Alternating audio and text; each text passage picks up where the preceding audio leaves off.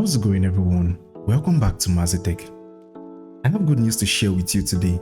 Bluestacks is now available for MacBooks with Apple Silicon chips. I mean the M1, the M2 and the likes. In a previous video, I'd shown you how to fix this error and run some cloud-based applications using Bluestacks X. However, in this video, I will show you the most recent and proper way to run any Android applications on your M1 or M2 Mac using Bluestacks, and this is by far the best way to run any Android applications for free in 2025. Thank you Bluestacks for sponsoring this video. So let's get started.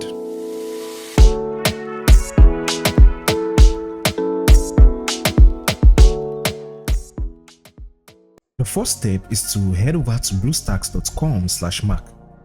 I have dropped the link in the description below. Click on the download Bluestacks button. The download will start immediately. It's about 1 gig, so make sure you have enough space on your machine. And once the download is complete, open it. And then drag the Bluestacks icon to the application folder. It will take a few seconds, then proceed to open it.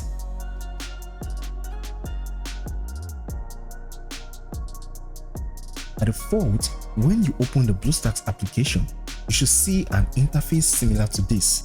And this is the Bluestacks store where you can search for and install Android apps and games. You can refresh the screen by placing your 2 fingers on the mouse trackpad and swipe down. It's also possible to install the Android application if you already have the APK file. I'll show you how to do that shortly. But to install from the Play Store, click on the search bar at the top right, and in this case, I'm going to search for Angry Birds. You'll get a bunch of results, but to install the app, click on the icon and then click on the Install from Google Play button, and then click on Install. It will start downloading and shortly it will install automatically. If you want to uninstall the app, there's an uninstall button on the right.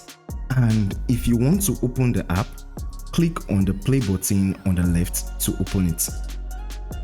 In order to close or minimize a running app, there's a button at the top called Recent Apps. Click on it. It will show you all the running apps. You can close all of them by swiping to the left and clicking on the Clear All button. It's also possible to toggle between landscape and portrait mode by clicking on the rotate icon on the right. You can also manage the game controls by clicking on the Game Controls button.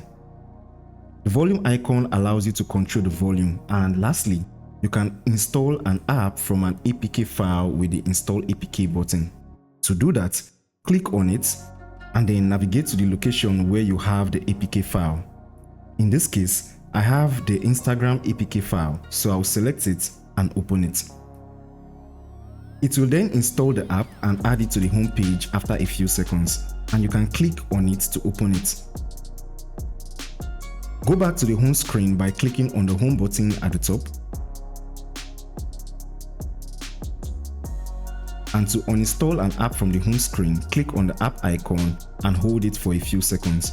You will see a pop-up with the uninstall option. Click on it to uninstall the app and select OK in the confirmation pop-up.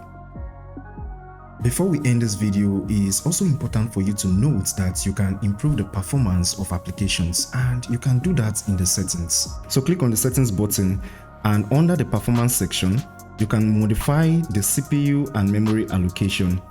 There are other sections like display, graphics, preferences, advanced and about that you can use to even customize Bluestacks further. I hope you found this video helpful.